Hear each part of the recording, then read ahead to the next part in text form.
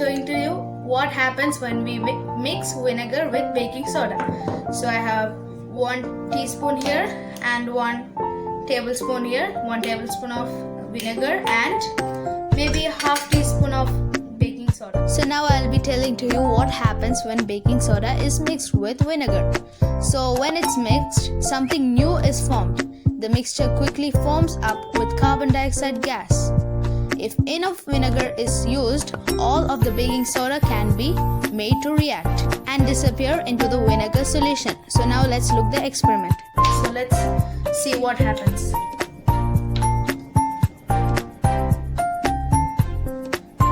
So the vinegar contains 6% acetic acid and other 94% water. So I'm going to add this here.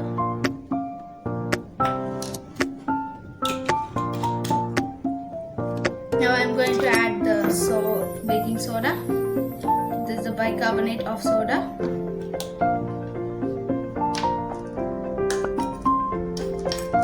Just maybe this much. As you can see, the foam, look at these bubbles. It has formed here.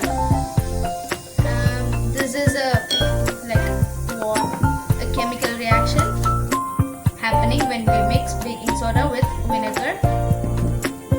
So it has become like a soda structure, like a carbonated water.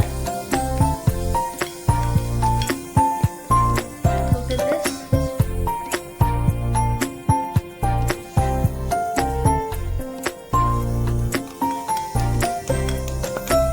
It's just like the Sprite and 7-Up, like that. It looks like that. There are small bubbles here.